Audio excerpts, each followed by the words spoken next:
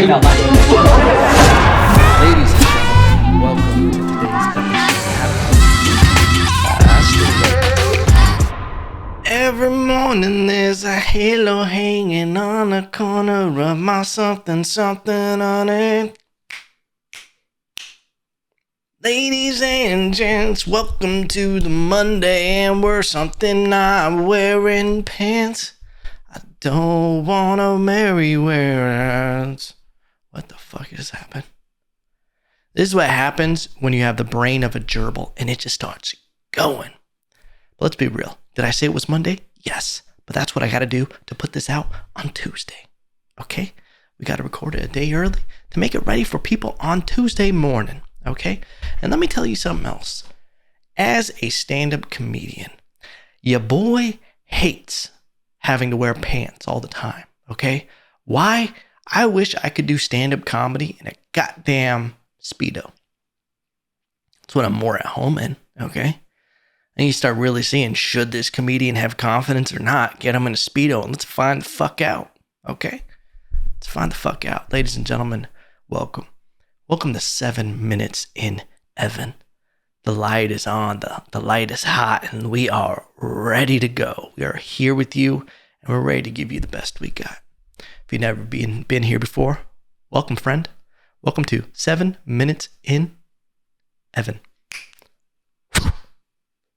Fairy dust doesn't exist anymore. All right? Listen.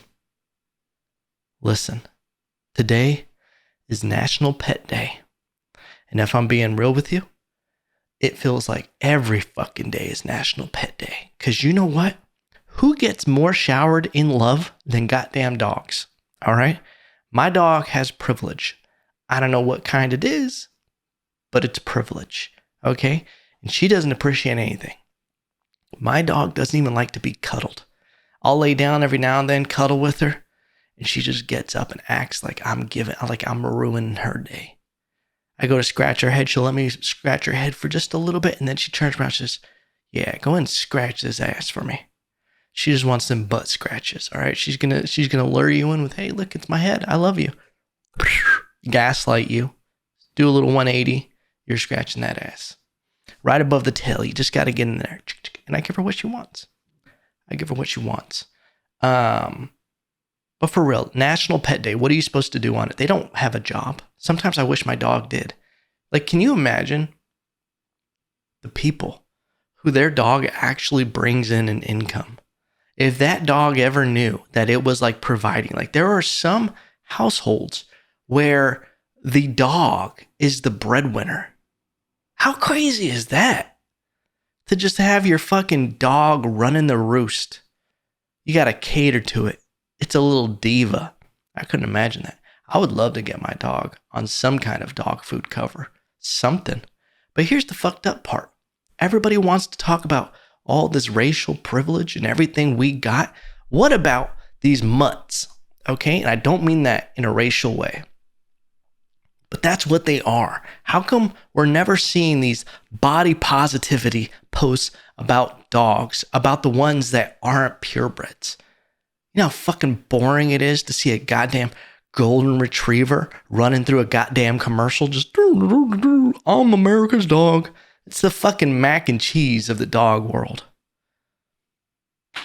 A golden retriever? Can you get more fucking basic? People with a dog named Spot. How come no one ever names their dogs just regular people names? I've never met a fucking Bill. I would, dude, if someone introduced me to their dog and they were like, hey, this is Bill, I'd be like, you're goddamn right it is. I'd shake that dog's paw for being a Bill. All right? You know what's a great name for a dog that people actually do use? Frank. Frank is a great name for a dog. Little Boston Bull Terrier, Frankie. I'm with it. Little pit bull is Frank. Big Frank. But you know, I honestly, there might never have been a dog named Jessica. Jessica. It's also weird because some names are going away. And as some of you might not know, I moved into a home like I'm in an old person's home. I fucking feel like it. I moved into a house. And when you move into a house for a first time, especially if you don't know the story, my fiance and I, we moved from California to Texas with nothing but what fit in our truck. And when you do that, you got to start over. And we were living in an apartment while the house was being built. And it's like, we didn't really buy any furniture or anything. So when you move into a house, you think, oh, all the money going out of my bank account is done. Yippee. And they lived happily ever after. No, you're a long way away from that, because now you got to start buying shit to put in it. Where are you going to sit? Oh, you need all these different things that just never existed before when you were renting. Okay. And I'm not complaining. Okay. The good problems to have. But one thing your boy does, blame it on that Puerto Rican blood. I like to buy secondhand. Okay. And call me cheap, call me whatever. I don't like getting hustled for markup. All right. I'm in a service industry. I understand about markup and profit and everything. But when you know a secondary market exists and you could be saving like 50% on some shit, why wouldn't you do it? Because guess what? You save 300 here, 400 here, 500 here, 1,000 here. All of a sudden, you got a couple months of mortgage right there. Okay. And that's what's happened. Is your boy, I got a refrigerator off Craigslist. Did that refrigerator die on me last week? Yeah, it did. But your boy was smart. I got a refrigerator that was it's brand new. It's like $2,700. I got this shit for $1,050, and it comes with a 6-month warranty on service and parts, and a year warranty on service. So that means it'll come out and they'll repair it, and I just pay for the parts. For Craigslist, that's pretty phenomenal. For it to actually break and him to come out the exact next day, and you don't get a better deal on Craigslist. He even left a loaner fridge in my garage right now. It's fucking glorious. But I got that over $1,500, $1,700 off. I got a nice Echo bike over $600 off. No, $500 off. Sorry. No. Echo bike. I'm completely lying. Echo bike, I got $400 off. And then I got a Traeger grill over $600 off. And I'm just making these moves. Okay. I'm trying to get in where I fit in. I'm like a duck, just water off my back. Ain't nothing to it but to do it, baby. But let me tell you, here's the dark side. You got to deal with these shady Craigslist situations, and you got to vet them. And here's how I know. When you're wondering where the fuck did this all come from, I know what age demographic I might be meeting with depending on the name they gave me. For example, one of the things I bought, the man said, I'm Bruce. And I say, hey, Bruce, you must be at least 47 years old. That's what my brain did. All right. And I was completely right. Okay. There was a Richard. Listen, a Richard. I'm like, yeah, okay. This is an older feller. But if you get into some weird, my name's Theaniel, some weird Bryson. I'm like, okay, I'm dealing with a fucking little Gen Z fucker who's going to try to sell me some shoddy shit. Okay. And there's names that are just going away. Could you imagine walking the earth today and having a friend come up to you and saying, hey, bro, this is my little baby. Oh my God, man, she's adorable. What's her name? Myrtle. This is fucking Myrtle. Don't think I can be friends with you anymore, pal. Because you just are a man of taste. All right? There's something wrong with an individual. If you, that name's played out. Can you imagine just being a Myrtle and having to walk this earth? And I'm sorry to all the Myrtles, all right? You're vintage now. You're retro. You're a glass of fine wine. Last of the Mohicans. Kind of a unicorn, all right? That's the nicest way I can say it. That's like a boy named Sue. You name your girl Myrtle now. But listen, National Pet Day. I think there's some pets that shouldn't get to celebrate National Pet Day. I think about this a lot. Listen, because I'm fascinated by people with their pets. I'm someone that I love my dog so much. I've always been an animal lover. Before I ever had a dog, I wasn't allowed to growing up. I had a pet duck that I treated like a dog. Fucking Ducky. Phenomenal name for a duck. Ducky. Original. All right? I said, Evan, what do you want this duck to be named? Throw a Y on that bitch and I'm done with it. All right? Just put a Y at the end and let's hit the fucking pond. All right? And you're like, Evan, did you really have a pond for your duck? I tried to make one. Did I dig a big hole and I put fucking just water in it? Let it swim around there? Yeah. But then I saw it got all muddy, so then I had to put a big metal container in there. And I gave Ducky a little pond. All right? But I treated this duck like a dog. Right? I loved it. I loved it so much as a kid. I would even like give it baths. I would like make it sit on the trampoline with me and I would just pet it. I'd just be out on the trampoline as a kid petting a fucking duck. Yeah, was I a weird kid? Yeah, but that's what happens when you're homeschooled. All right? If you didn't know, your boy was a feral child. All right? I was just out there rocking it in the free world. Not a lot of structure. I was just out there. I'd wake up in the morning and be like, what are we going to do today in the backyard? Are we going to, I don't know, maybe dig up an anthill and just fucking kill its queen just in the name of violence and war? Or it's Tuesday. Are we going to dress up like a cat, wait in the tree for the mailman? That's just how I did my scheduling when I was a kid. Or are we going to climb in the pigeon cage and divvy up how many males versus females we have? Your boy was an expert. I could get in the pigeon coop and I could start looking at males and female. I could just figure it out. Okay. I didn't get weird with the pigeons. Don't start getting a weird place like I was dealing their daddling. No. I just knew how to check. All right. But yeah, Ducky, rest in peace. Ducky had it was fucked up, okay? Because I eventually I had 3 ducks at one point. I forgot the other 2's names. I probably blocked it out because of emotional damage. Emotional damage. Because I had 3 ducks at one point, okay? Next day I wake up, all of a sudden I have 2 ducks. And I'm like, whoa. I might not be in school, but my math skills aren't that bad. What happened to the other duck? Freaking out, checking for any way that something could get in or, anything could get out. Bulletproof, okay? Bulletproof. The next night, I wake up in the morning, another duck is gone. I'm down to 1 fucking duck. And I'm just like, what the fuck is going on? Now, at this point, I should have brought the duck inside because I'd be like, there are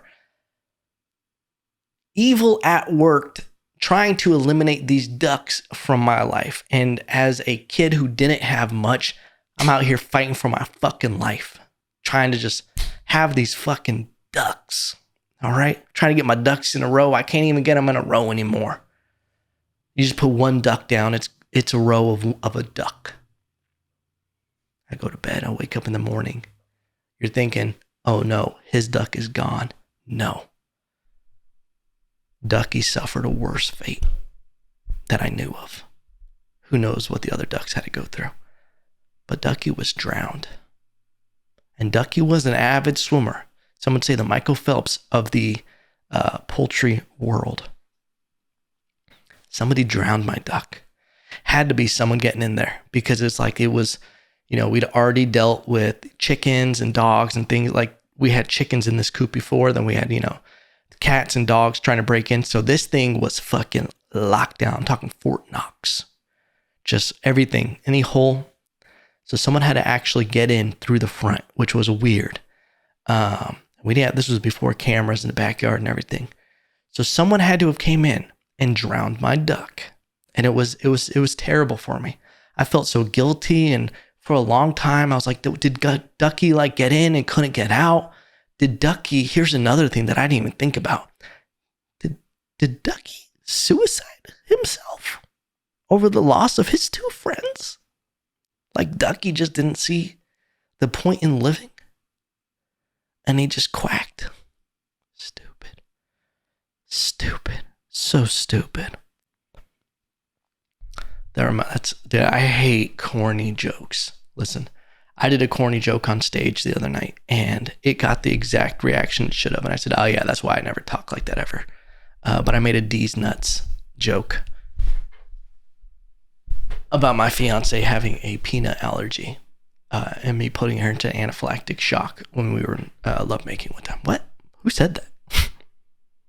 Who said that? That's crazy. But here's another thing I want to talk about with these animals. National Pet Day. Everybody knows there's dog people, there's cat people. Shout out to the people who are dog and cat people. Okay, you're a noble group of humans. And shout out to the people who have dogs and cats that get along. You're a better person than me to have figured out that dynamic and made them coexist. Like when I've seen like videos of dogs and cats like playing and cuddling, and I'm like, that's what I want. I would love animals to coexist like that. But I didn't grow up like that.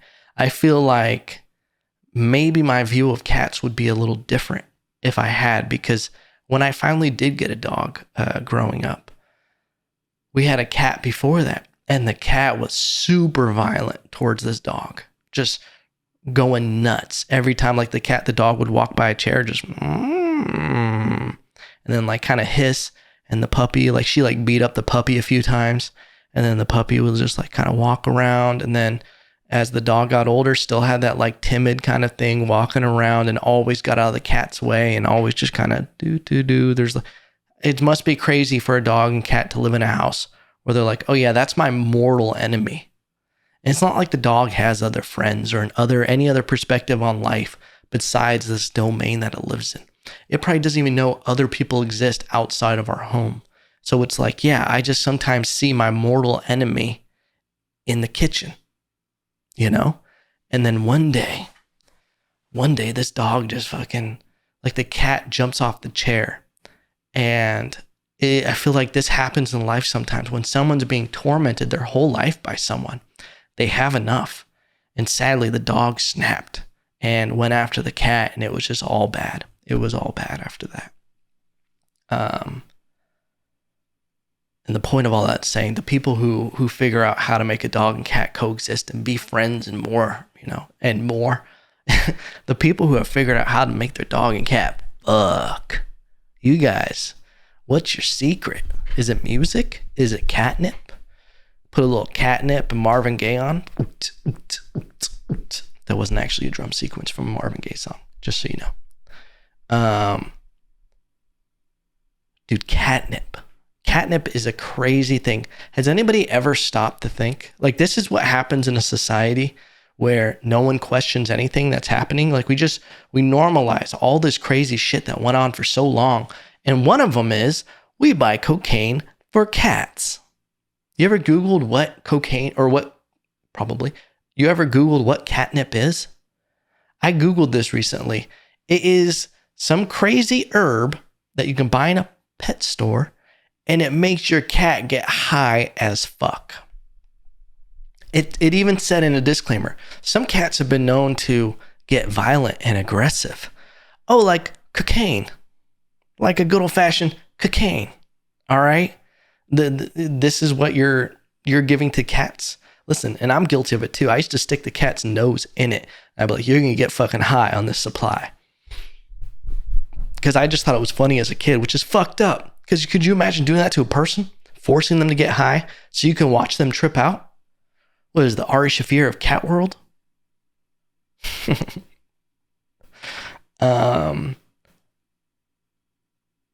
Crazy to just, like, I would literally do that. That's fucked up because I thought the cat enjoyed it. She was asking for it, Like, I'd put the cat's nose on the bottle of catnip and and then it would just fucking, oh shit. And then get all, and like run around and everything and all tripping out. Catnip apparently gives them like a high for like 10 minutes where they're super playful and rolling around. It even says some of them just lay there with their mouth open drooling. Catnip. This is stuff you buy in the store. These fucking cats are able to fucking trip out on kitty DMT, but people still aren't allowed to. The fuck is going on? Why are all the bad drugs legal and all the good drugs, the fun ones, aren't? Like, don't you think And this is coming from someone who's never actually done mushrooms or DMT. Fully support it though. Fully support it. We have alcohol, which kills so many people. And I've talked about this for years. Kills so many people. We got all these pills. We have all this food with all these preservatives. Aspartame or aspartame, whichever. I like aspartame because it sounds kind of like Sparta. All these chemicals, all this shit, the stuff that they put in tobacco, fucking rat poison and shit, carcinogens, all this stuff is legal. Why? Because it's profitable. And you can double wash two industries with it. Meaning you can create the supply, they buy it, and then they need treatment from using it. It's like the greatest thing ever. It's like buying a vehicle, and it's like the person that you're buying it from, they also maintain the roads, and they put fucking nails in the road, so you have to come back to their shop to get the wheels replaced. It's like, yeah, this is a great business model. Shit's nuts out there in the world. And then we have stuff like mushrooms, marijuana for the longest time. I remember I have friends and people in my life that would persecute me, make me try to be like either that I was a loser for forever indulging in the devil's lettuce, being completely against it. And some people have even like crossed back over where they're all into it now. I'm like, yeah, welcome to the team. And now I feel like I'm at that point with mushrooms where I'm like, I'm ready to start doing some microdosing and getting into that because I'm trying to fix my traumas. Yeah. I just wish that people didn't ruin a lot of these like psychological words that are actually huge things in life, where they start talking about micro traumas and like different traumas. And they're like, yeah, when I went to buy my fucking Starbucks, the guy said my name wrong. And I took that as a trauma that I'm just not worth it. Like when it's shit like that, I'm like, you're ruining it. You're ruining childhood trauma for everybody. They're like, I always wanted a fucking red bike and I got a yellow one. Childhood trauma, neglect. But yeah, I'm interested in microdosing. I'm supposed to be going to Seattle at some point where I believe it's legal. If you have any information, feel free to reach out. Give me the goods and on what I should do in the woods. All right. Cause I need to get with a shaman. I don't want to listen, I remember in high school, and this is where I kind of went against mushrooms in the sense of it didn't seem like something I wanted to do. For one, there's so much propaganda against it. And, I remember people partying on it and like, some people having terrible trips. I had a buddy who was tripping and everybody at the party, their faces were melting and bloody and falling off. And he ended up going into a closet, scared as fuck, and just like having a terrible trip. And I feel like a lot of that is like, you're using this powerful medicine as something other than what it's supposed to be. Like you're using it as a party trick rather than this is supposed to be shit that gets you to look into your soul, figure that shit out, you know? So I'm trying to either with microdosing do it in a real calm area. I want to start with that, and then I want to move on to maybe a little more than a micro. You know what I'm saying? And I don't know if I got to be out in the woods. I don't know if I got to be at home. If I got to be at a place. Like I want a shaman to just fucking hold my hand and take me to the other side. I'm ready to go. Feifel's going west, whether you like it or not. All right. I'm at a point in my life where I don't really give a fuck anymore. I'm tiptoeing into that area. And when I say that, I'm not one of these people who's just like, I don't give a fuck and truly mean it. I still give a fuck. I give little fucks. I still got shit I gotta get over. Shit I gotta deal with. I'm still sensitive, but I'm getting better at that. I still care what people think. I'm trying to get away from that. But I'm at this point where I'm deciding. I'm making these decisions where I'm like, no, you can't give a fuck anymore. And it's pointless to. Like, I'm starting to not give a fuck because I'm realizing that so much stuff that I think I want or I need or validation, none of it matters. And I'm starting to try to live my life like that, where like I'm good. I have what I need in my life. And all I need to do is just take actions of being the person that has those things and just take the actions that are going to get me closer to my goals. Because I'm not where I want to be in the sense career-wise and what I want to be doing and just like expanding. But I'm going to start living my life being grateful for the things I have and being content in the sense of what matters in my life. Great relationship, have a home. I'm not like, working a job that I hate. And I could, if I wanted to, I could go fishing. And here's the thing. We've talked about in the past about me being burned out. And there's a lot of people I didn't realize who felt the same way, who were going through their own shit. And sometimes that's why I talk about things on the podcast, because I'm just like, I can't be the only one feeling this. And it feels good to me when I have people reach out and they're like, it resonates with them and they're going through something too.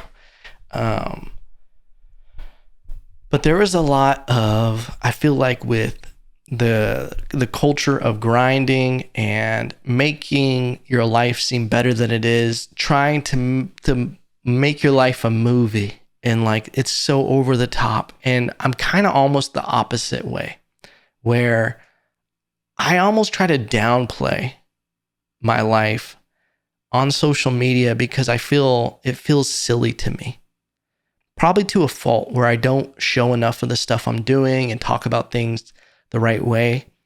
But I also got into such a grind and working hard, and you got to do this and got to do that, to where if I wasn't, like I was competing with so many different things, and it made me be overwhelmed.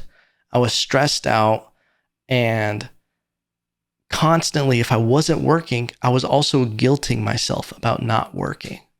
So then it was, I wasn't even recovering when I'm supposed to recover, because I'm not allowing myself to relax.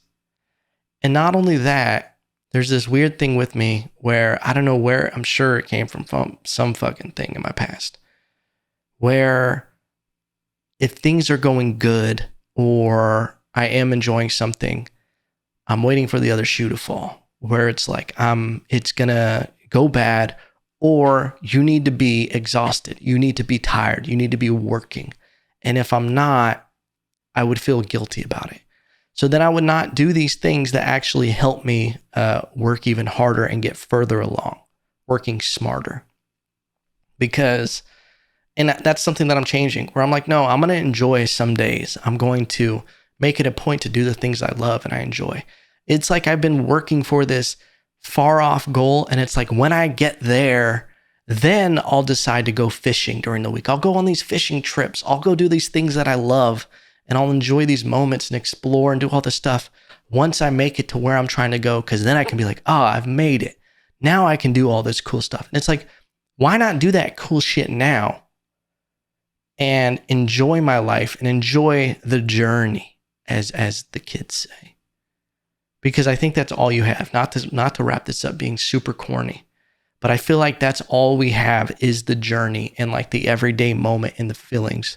And it's like important to like stop and be like, enjoy that, rather than, I wasn't enjoying it the past couple months, where I've just been working and working and working and not taking a moment to like be grateful and have gratitude about what I do have in my life, and also enjoying it. Like it's okay. I don't know, it's something that I've been trying to work on, and it seems like all you have is the journey. Because I think that's the trick, because I've always been in this place in my life where once I get here, then it's going to be good. Then I'll start doing this and I'll start doing that. And then, it even was with renting. I remember, being like, oh, once I get into an apartment, I'm going to be good. Oh, and then I get here. Okay. And then once I move to this city, then I'm going to be good. Okay. And then you get there and you're like, well, I'm still feel the same. And then you just go to the next place. And then you get in a house. And it's like, everything's going to be different when I have my space and blah, blah, blah. And it's still the same. And it's because it's just this constant thing of working and not allowing any enjoyment. Sometimes I think I invest in the wrong things. This has turned into a complete self-help. Listen, this is what happens when you have a podcast and don't go to therapy. This podcast was not sponsored by BetterHelp. But listen, ladies and gentlemen, to put a bow on this shit, what I want you to do, enjoy something this week. Quit waiting until you're in the right place to like be like, you know what? Yeah, I'm going to go do this. Whether it's a movie or you don't feel like you deserve it.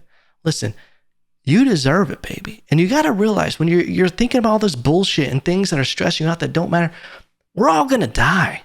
In the end, no one's going to care. All right? Don't create these narratives in your head about why you shouldn't do something, why you can't do something, or someone talking shit. Just fucking pop that shit out of your head and go fishing. Go do your version of fishing, because fishing for me is probably one of my favorite things on this planet. When I would ever have trouble sleeping and I'd be trying to, fall asleep without watching TV or something, I always would imagine myself walking up to a lake and throwing line out. And just imagine reeling in and getting a fucking trout on there. That shit makes my fucking willy tingle. Just get dusk. Just a nice lake in the woods. You hear a fucking loon in the distance. Ooh. Doesn't get much better than that. Make my willy fucking straight up. Ladies and gentlemen, thank you for listening to this podcast. Thank you for listening to this episode. Don't forget to like, comment, subscribe if you're on YouTube. Give it a thumbs up. Give it a review on iTunes. And feel free to send questions, current events. You can always DM me at iamevanlopez.com. You can contact me at contact@evanlopez.com. You have a show or something you would like me to be on, bookings at evanlopez. Evan is your from an FM. Yep. Remember, no matter what, I still love you.